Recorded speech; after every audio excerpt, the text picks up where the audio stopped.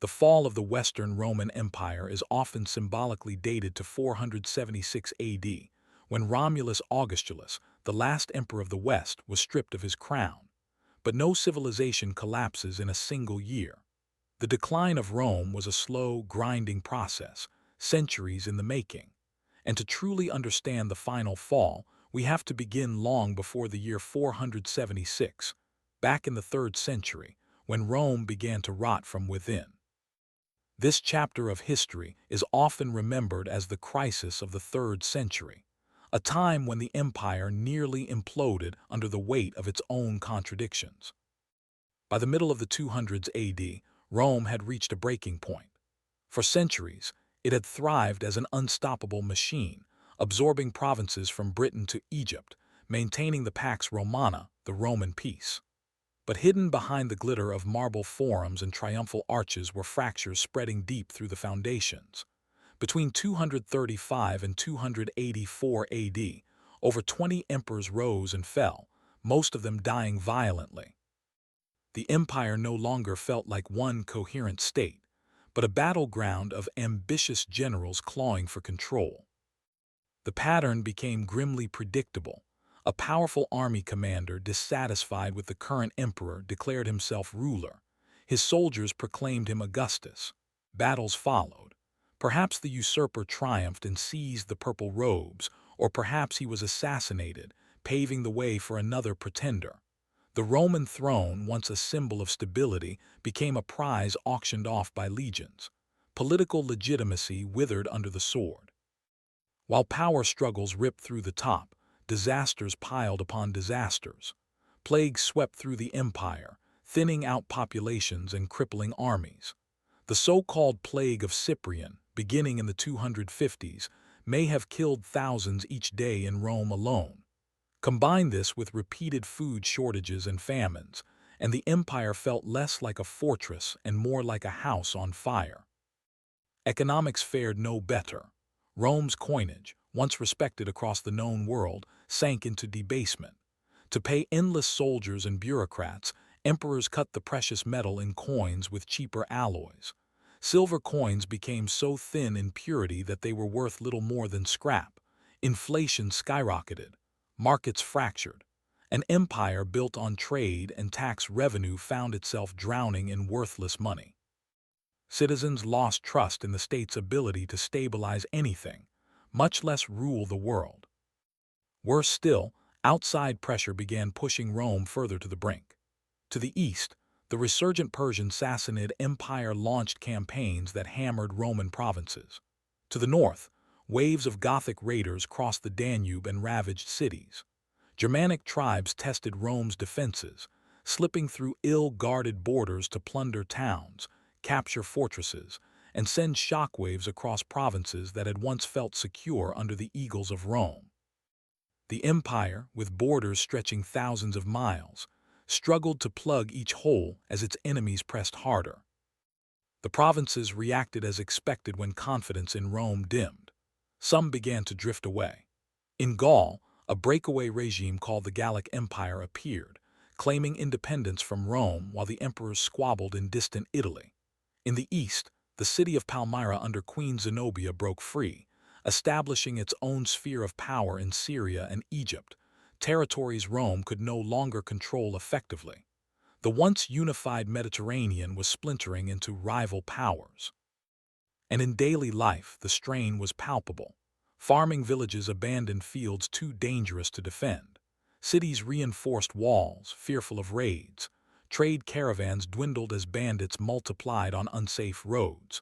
If one walked the streets of Rome itself during these decades, the splendor of imperial statues might still stand. But in the air hung uncertainty, a sense that glory was all memory now. The empire's subjects had once believed Rome eternal. In the 3rd century, eternity looked fragile. What saved Rome, at least temporarily, were reformers, emperors hard enough to hold the empire together. Among them stood Aurelian, ruling 270–275. He took back Gaul and Palmyra, reuniting the empire by iron will and relentless campaigning, earning the title Restitutor Orbis, restorer of the world.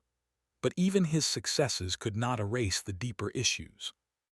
Aurelian was assassinated by his own men, proof that emperors remained expendable in the eyes of their soldiers. Lasting stability came in the form of Diocletian, who seized power in 284.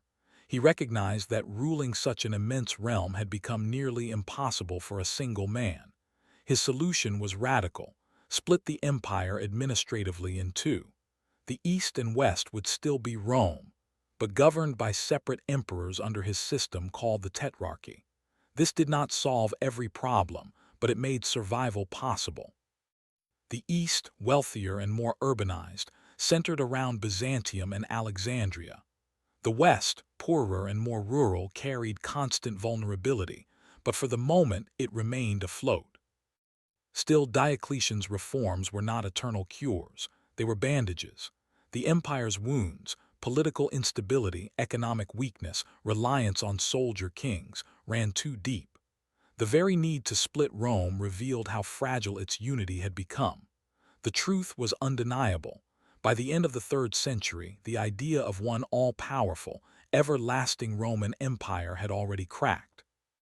Historians debate when Rome really began to fall. Some point to barbarian invasions in the 5th century, others to the deposition of Romulus Augustulus in 476. But one could just as easily argue that Rome's decline began here, in the turbulence of the 3rd century. A Rome that once stretched its legions across continents now struggled simply to defend itself. The crisis of the 3rd century set in motion the long unraveling.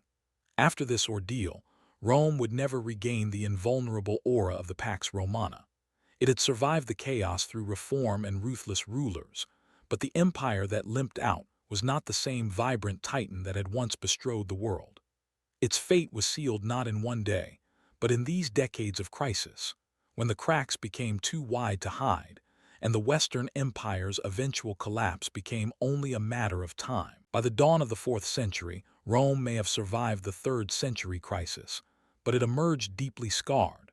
The Tetrarchy of Diocletian, later reshaped by Constantine, gave the empire new stability for a time. Bureaucracy expanded, borders were fortified, and Christianity was legalized, transforming Rome's cultural fabric.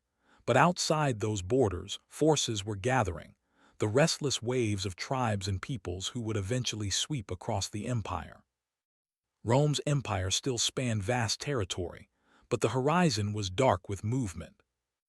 Much of this instability came from barbarian migrations. For centuries, Rome's contact with the peoples beyond its frontiers had been a mixture of trade and battle. The Rhine and Danube frontiers marked the edge of Latin civilization and the beginning of lands inhabited by Germanic tribes: Goths, Franks, Vandals, Saxons, and Alemanni. Rome thought of them as outsiders, sometimes enemies, sometimes allies, always useful as soldiers for hire. These neighbors were persistent raiders, but manageable, as long as the legions remained strong. But in the 4th century, the rhythm began to change. Entire peoples were no longer just raiding, they were moving. Pressured by environmental shifts and by powerful new forces surging in from Asia, the Germanic world began to migrate westward. Rome's borders, once firm, became porous under the weight of so many seeking settlement, food, and new lands. The most famous of these migrations involved the Goths.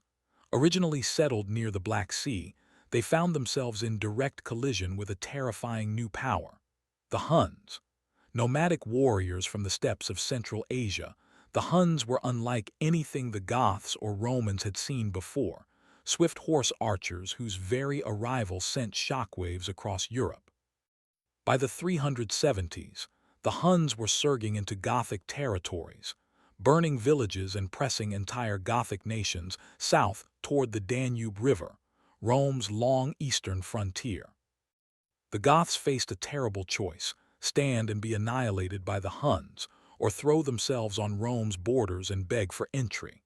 In 376 AD, tens of thousands of Goths sought asylum in the Roman Empire, gathering along the Danube and petitioning to cross. The Roman Emperor Valens, ruling the eastern half of the empire from Constantinople, made a fateful decision. he allowed them in. It was a decision born of logic, better to settle the Goths as farmers and soldiers than face them as desperate enemies. But what followed showed how fragile Roman administration had become. Corruption poisoned the process. Bureaucrats and generals tasked with settling the refugees extorted them mercilessly. Food was withheld until Goths sold their children into slavery. Brutal treatment pushed an already desperate people to the breaking point. What might have been orderly settlement became rebellion. By 377, the Goths were in open revolt within Roman soil, raiding towns and slaughtering villages. Rome had let barbarians through the gates, and now they were an army within the empire itself. The climax came the following year at the Battle of Adrianople, 378 AD. Emperor Valens, eager for glory and suspicious of his co-emperor in the west, Gratian, rushed to meet the Gothic threat without waiting for reinforcements. His decision was catastrophic. On a hot August day near the city of Adrianople, modern-day Edirne in Turkey, the Roman legions clashed with the Gothic host. At first the battle seemed manageable, until the Gothic cavalry, hidden and waiting, swept down upon the Roman flanks. What followed was a massacre. The Roman army was annihilated, with perhaps two-thirds of its soldiers cut down. Valens himself was killed, his body never recovered. The defeat at Adrianople shocked the empire to its core. Historians often compare it to Roman nightmares past, the loss to Hannibal at Cannae 600 years earlier, but Adrianople was far deadlier in consequence. Rome had not merely lost a battle, it had lost the illusion that its legions were invincible. The Goths, once dismissed as insignificant tribes, had destroyed a Roman emperor and his army on Roman soil. It was the moment when the floodgates truly opened. After Adrianople, more tribes followed. The Goths would eventually be settled inside the empire by treaty, but this set a precedent that Rome could no longer control its borders by force alone. The empire was now playing defense, negotiating with barbarians it once commanded. The balance of power was shifting. Meanwhile, elsewhere on the frontier, other pressures built. In Britain, Saxon raiders tested the coastlines. Along the Rhine, the Alemanni battered defenses. In North Africa, trouble brewed as economic strains mounted. The empire stretched like a taut rope, fraying at every edge. The eastern half, wealthier and more resilient, recovered steadily under strong emperors in Constantinople. But the west, poorer, more rural, and besieged on all sides, would pay the highest price. And as dangerous as the Goths were, the specter of the Huns loomed larger. They had toppled the Goths into Roman territory like dominoes, and their arrival on the European stage was only beginning.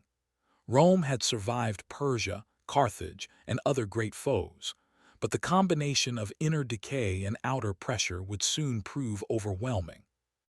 Adrianople did not end the empire, but it altered the Roman psyche.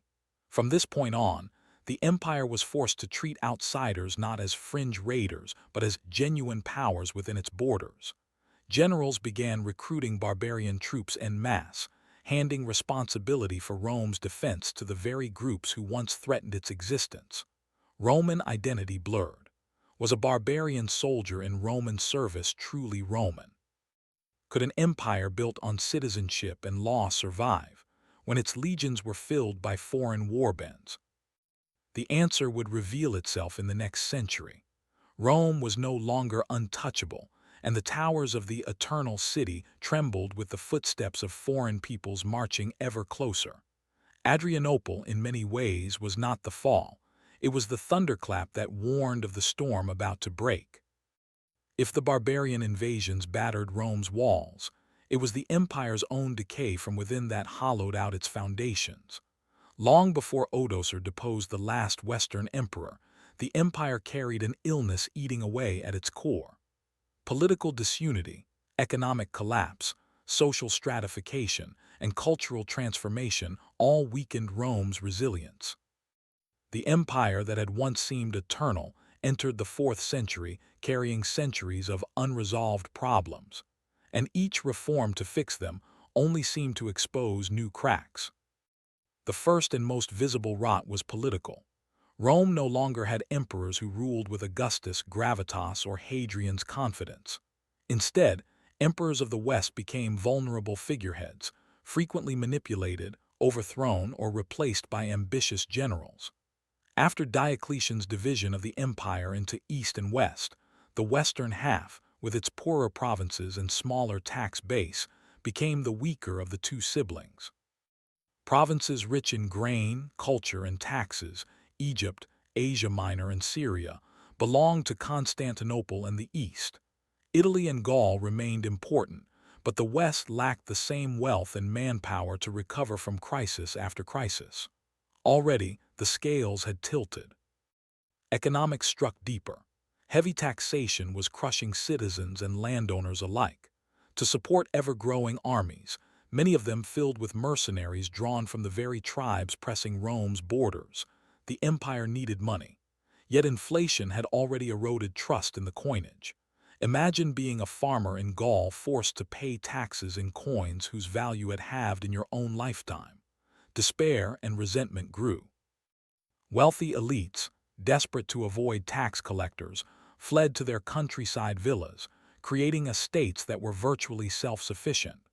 State revenues dwindled just when Rome needed them the most. As the empire strained under expenses, more and more troops were recruited not from Roman citizenry but from foreign foederati, barbarian allies serving in exchange for land, pay, or privileges. This provided manpower, but it came at a cost to loyalty. Many of these soldiers fought for profit, not patriotism. Their allegiance was often to their generals, not to the emperor.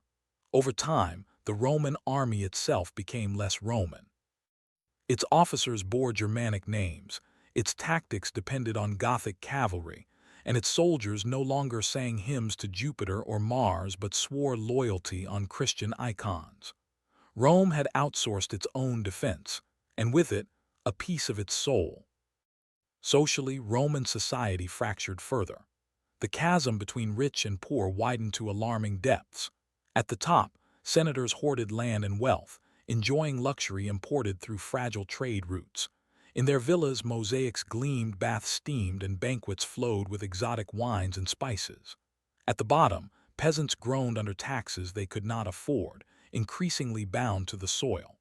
Slavery, though long declining, still provided labor for estates. What emerged was a shadow of feudalism, peasants tied to great landowners for protection, while the central government faded in authority. This quiet transformation eroded civic unity. Ordinary Romans no longer looked to Rome for salvation, they looked to their local lord. Another transformation shifted identity, the rise of Christianity.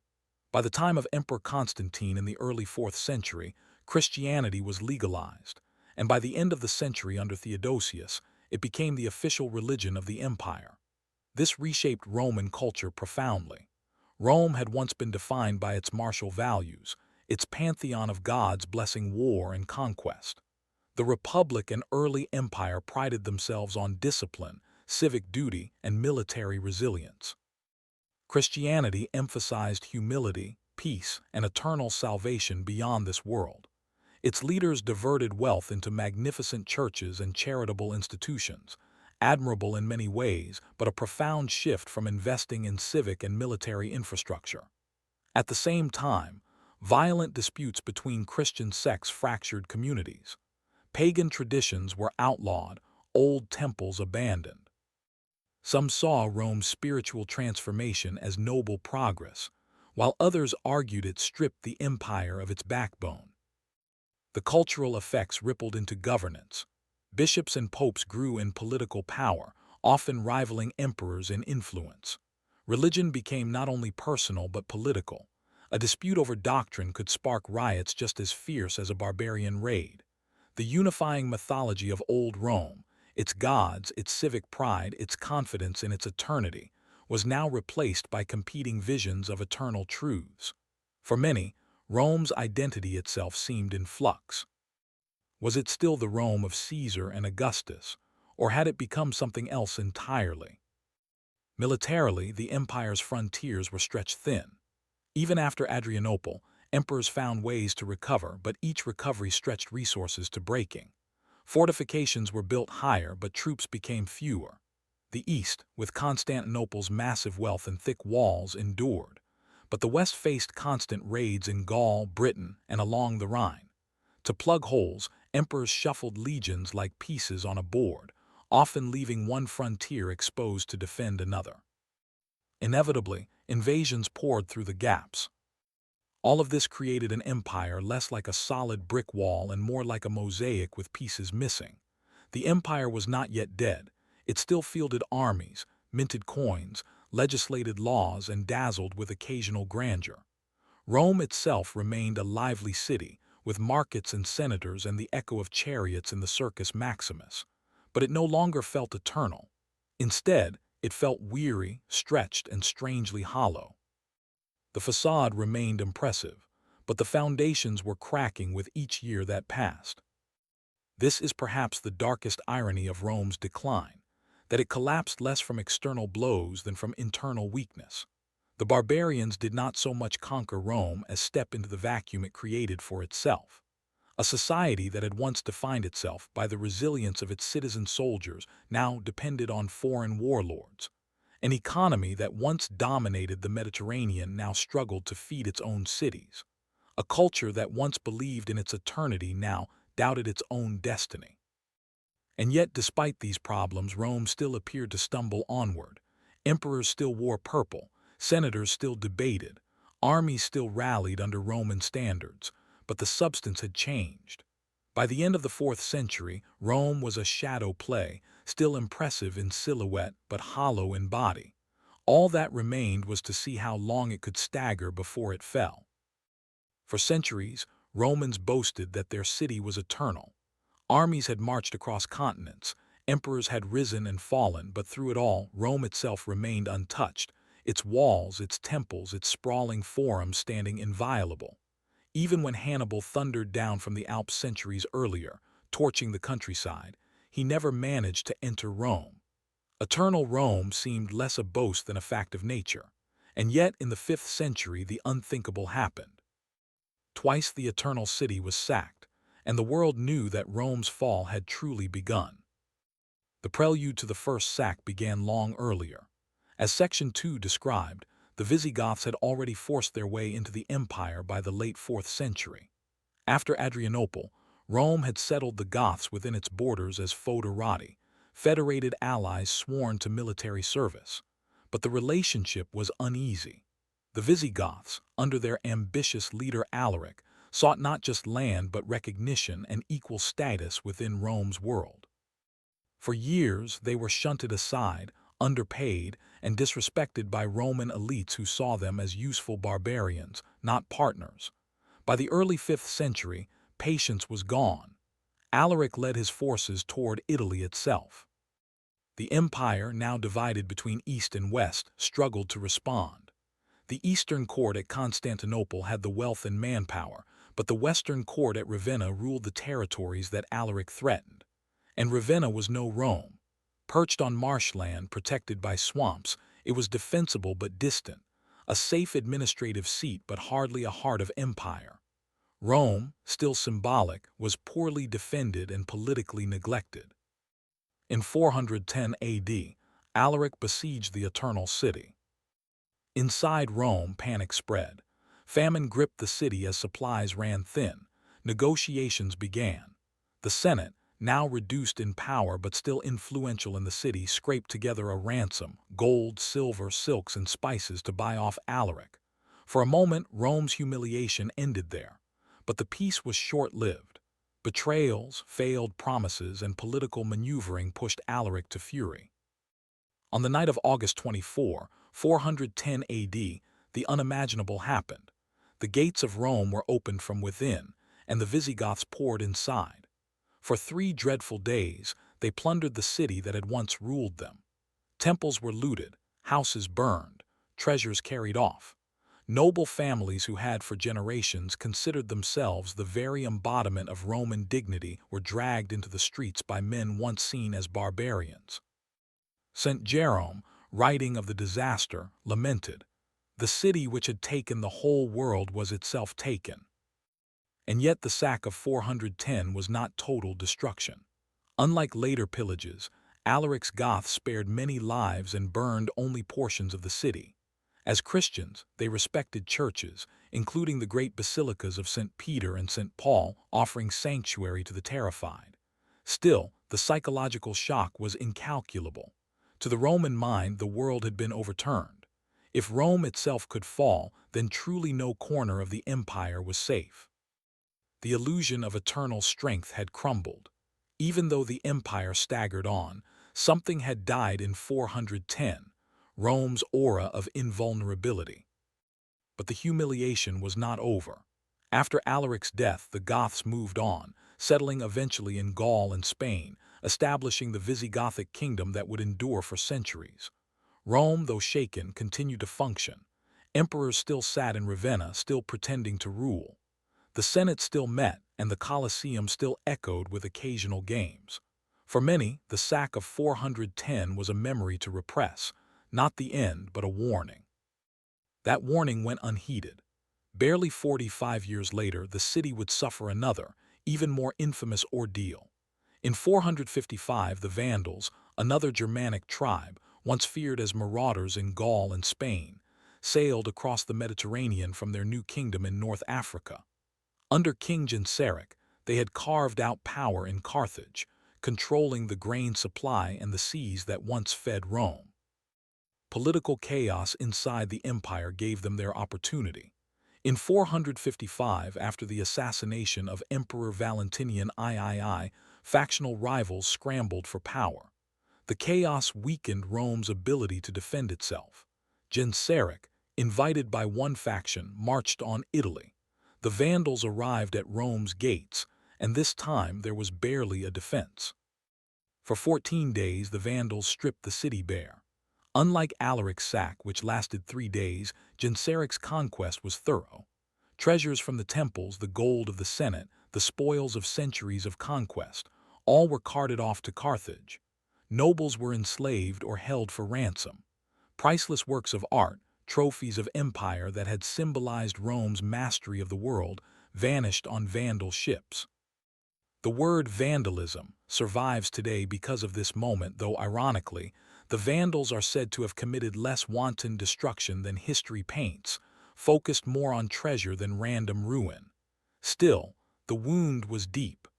Rome, once the proud mistress of empire, now looked like a victim stripped bare. In the aftermath, Romans asked themselves how such humiliation could be possible. The answer was obvious. Their empire was no longer Rome's. Power had slipped permanently toward Constantinople in the east. The Western emperors were pawns, overshadowed by powerful generals and barbarian leaders whose loyalty was always situational. The Senate still deliberated, but it was toothless, reduced to managing scraps. The people of Rome still called themselves Romans, but their city was no longer the capital of an empire. It was a relic, slowly being stripped of its treasures, wealth, and pride. The sackings of 410 and 455 were more than catastrophes. They were symbols. Rome was not destroyed in these moments. It would survive another 2 decades before the final dethronement of Romulus Augustulus. But the sackings revealed that eternal Rome was a myth. The empire had become fragile, vulnerable, and dependent on the whims of peoples it once despised as uncivilized. Rome had ruled the world. Now it was being picked apart by warlords from its former frontiers. For citizens living through it, the sackings must have felt apocalyptic. Yet for us, looking back, they are milestones in a slow decline. They show vividly how far Rome had fallen, once the terror of the world, now unable to defend its own mother city. They also mark a turning point in the psychology of Rome's people. After 455, no one could truly believe the empire could be restored. The dream of Roman eternity was gone. All that remained was the question of when, not if, the final collapse would come. By the middle of the 5th century, the Western Roman Empire was living on borrowed time. Its armies were filled with mercenaries, its cities impoverished, its rulers more pawn than power. The Eastern Roman Empire, rich and resilient in Constantinople, endured as a formidable state. But the West, from Britain to Spain, from Gaul to Italy, had crumbled, its provinces seized by barbarian kings who declared themselves masters in lands once sworn to Rome. Africa was in the grip of the Vandals. Spain and Gaul had become Gothic domains. In Britain, Rome had withdrawn entirely, leaving the island to fend for itself against Saxon raiders. By the 470s, Italy itself, the cradle of empire, was all that remained under nominal Roman control, and even that, as fate would prove, was less Roman than it appeared. The emperors of the late West were shadows of their predecessors. Great Augustus had commanded a vast Mediterranean world. Marcus Aurelius had written stoic meditations on the frontier while commanding legions. But by 476, emperors were puppets, creatures elevated or destroyed at the whim of barbarian generals. Among these generals, one loomed largest, Orestes. Once a Roman officer with ties to Attila the Hun's court, Orestes seized power in 475, proclaiming his young son as emperor. The boy's name was Romulus Augustulus. It was a cruel irony, Romulus like the legendary founder of Rome, Augustus like the first emperor of the empire. His name embodied the origin and the glory of Rome itself, yet he would become remembered as its end. Barely a teenager, Romulus had no power of his own. He sat in Ravenna while his father, Orestes, held the real reins of authority, negotiating with Germanic federates who expected land and riches in exchange for their military service. But Orestes made a fatal miscalculation. His greatest allies, the Germanic foederati who had propped him up, demanded reward for their loyalty, large estates carved from Italian soil. Orestes refused, unwilling to dispossess the Roman aristocracy entirely. His decision cost him everything. The foederati, led by their chieftains, turned on him. At the head of this rebellion was Odoacer, a leader of Germanic descent, part Syrian, part Herulian, commanding warbands of disaffected mercenaries. They no longer fought for Rome, they fought for themselves. In 476, Odoacer invaded Italy. Orestes attempted resistance but stood no chance. His forces were crushed near Piacenza and he was captured and executed. The path to Ravenna, the imperial capital, lay wide open. There, the boy emperor Romulus Augustulus waited. When Odoacer entered the city, there was no battle, no last stand. The teenager was too insignificant to resist. Instead, Odoacer spared his life, sending the boy into comfortable exile with a pension. Romulus Augustulus disappears from history after that. His final years lived in obscurity, a ghost of an emperor that marked Rome's last spark of power. Odoacer, however, performed an act heavy with symbolism. He sent the imperial regalia, the purple cloak, the diadem, the scepter, eastward to Constantinople to Emperor Zeno. With this gesture, Odoacer declared what everyone already knew. There would be no more emperors in the West. Italy would henceforth be ruled by kings, not Caesars. The great Roman Empire, founded half a millennium earlier when Augustus took power in 27 BCE, had come to an end in the West. And yet 476 was both an ending and a beginning. For contemporaries, the event did not look like an apocalypse. The streets of Rome still bustled. The Senate still met. Farmers still tilled their fields. To them, the real collapse had already come long ago, when Rome lost Africa to the Vandals, Britain to Saxons, or Gaul to Franks. Odoacer's assumption of power simply acknowledged reality. The empire was no more. But the fact that the year 476 has endured as the official fall reminds us of how powerful symbols can be. The last emperor bore the name Romulus Augustus, the founder and the first emperor, and with his deposition, historians could close the book. In that quiet, anticlimactic act, the curtains fell on the Roman West. The empire had not been destroyed by a single battle. It had not been conquered in one glorious campaign. Instead, it had eroded piece by piece until only Italy remained, then Ravenna, then nothing at all. Odoacer did not level Rome's walls or slaughter its population, but his acts symbolized the transformation of Europe. The rule of emperors gave way to the rule of kings. The monuments of antiquity became the ruins of the Middle Ages. And in their place, new civilizations, Visigothic Spain, Frankish Gaul, Vandal Africa, and Odoacer's own Italy, began to rise. Oddly, the Eastern Empire, known to us as the Byzantine Empire, would survive this catastrophe. In Constantinople, emperors reigned for another 1,000 years. To them, the West's collapse was tragic but not terminal. They still called themselves Romans, still minted coins showing Augustus, eagles, and still clung to the myth of Rome. But in the West, the reality was unavoidable. Europe was now a patchwork quilt of barbarian kingdoms, stitched onto the fabric of a Roman world that had dissolved.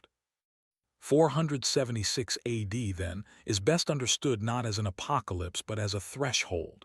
It was the twilight of classical antiquity and the dawn of the medieval age. Rome had fallen, but Europe was being born. For historians, the year endures as a defining date, not because it was cataclysmic, but because it offers the perfect symbol. The Roman Empire began with Augustus. It ended with Augustulus. Its founder Romulus gave his name to Rome. Its last emperor Romulus gave his name to Rome's end. History could not have scripted better poetry. In that irony lies Rome's legacy. The eternal city was never eternal in its political form, but its culture, its laws, its religion, its architecture, they lived on. Odoacer might have toppled emperors, but he could never erase Rome. When Odoacer deposed Romulus Augustulus in 476 AD, the world did not vanish into darkness overnight. The Roman people still woke in their homes, senators still argued in chambers, and markets still bustled with trade. Yet the world undeniably changed. The Western Roman Empire was gone as a political entity, but Rome itself refused to disappear. Instead, its legacy unfurled across the centuries like threads woven into every aspect of medieval and modern Europe. To say Rome fell is too simple. Rome transformed, and in that transformation, it ensured that its spirit would outlive its empire. First and foremost, Rome's institutions and ideas endured. Roman law, developed over centuries of jurists and emperors, remained the foundation for governance across Europe. Even as barbarian kings seized provinces, they often adopted Roman legal codes, merging them with their own customs. The concept of written law, courts, property rights, and citizenship flowed directly from Roman precedent. Centuries later, medieval kings would cite Roman law to legitimize authority, while Renaissance scholars pored over the texts of Justinian's great codification in the East. Even in our modern world, echoes of Roman jurisprudence live on in civil law systems from France to Latin America. The empire fell, but its legal mind survived. Language itself carried Rome's torch. Latin, the language of Cicero and Virgil, did not vanish with the emperors, it evolved. On the streets of Gaul, Hispania, and Italy, it shifted over centuries into the Romance languages: French, Spanish, Portuguese, Italian, Romanian. Each one is a living descendant, carrying fragments of Rome in every word spoken today. The Roman lingua franca lived on through priests chanting Mass, scholars preserving texts, and administrators issuing decrees. Even after 476, to be educated in Europe meant to know Latin, to think in Rome's tongue. Religion, too, cemented Rome's endurance. By the time the empire collapsed in the West, Christianity had become its defining cultural force. Roman emperors like Constantine and Theodosius had fused the empire's identity to the Christian faith. When imperial power dissolved, the church stepped forward. Bishops and popes filled the vacuum once occupied by governors and generals. The Bishop of Rome, the Pope, claimed spiritual authority that soon translated into political influence, eventually crowning emperors, commanding armies, and guiding kingdoms. The Roman Catholic Church preserved literacy, Latin, and the sense of spiritual unity across a fragmented Europe. In a deep sense, it was the Church that carried Rome on its shoulders, keeping alive aspects of Rome's bureaucracy, hierarchy, and tradition. Architecture and engineering testified to continuity as well. The aqueducts, roads, and amphitheaters built by Roman hands still dotted the landscape. Though many crumbled, others endured, serving as silent teachers to the medieval world. Roads carved by legionaries became the very routes along which medieval merchants and pilgrims traveled.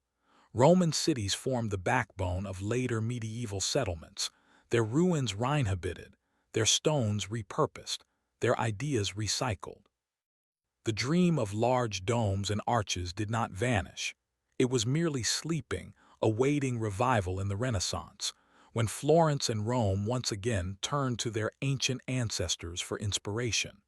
The physical bones of the empire remained, even when its political flesh had dissolved.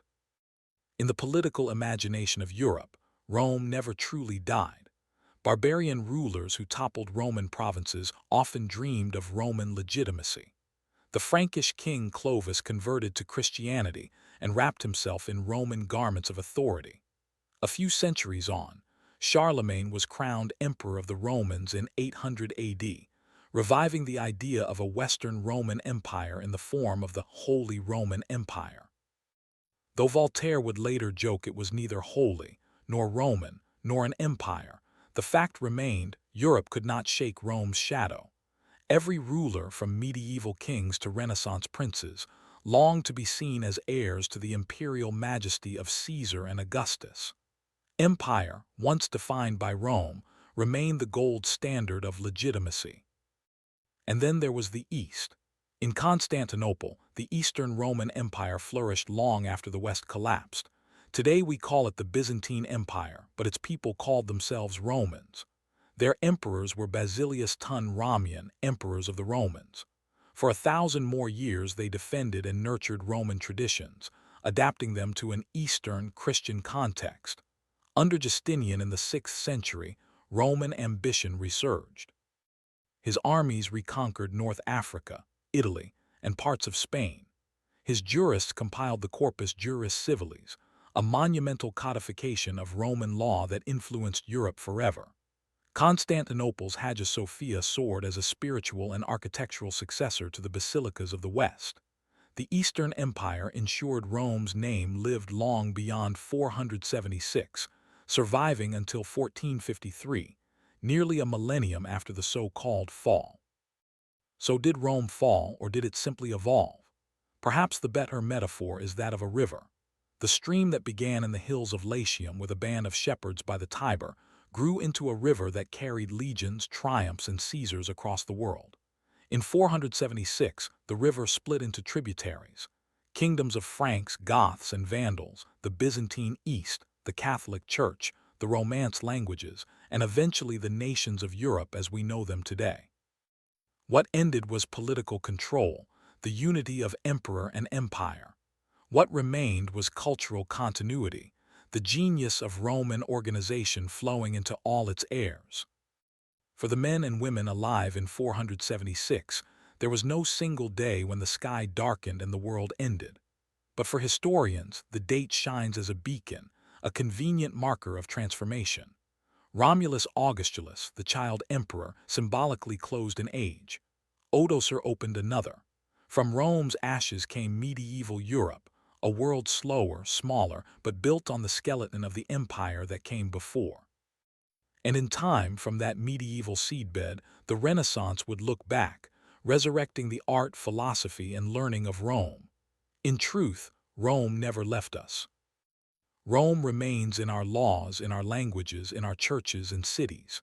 It remains in the dream of empire itself, as emperors, conquerors, and even republics like America later called themselves heirs of Rome. Perhaps the final legacy of Rome is this: not that it fell,